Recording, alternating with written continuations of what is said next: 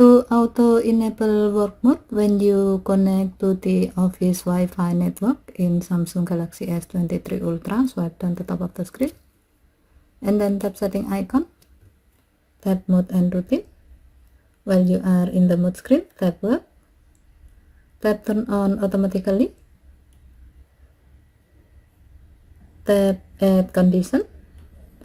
Under connection section, select Wi-Fi network, tap add, and then select your office Wi-Fi network name, tap done button, and then tap done button again to save the change.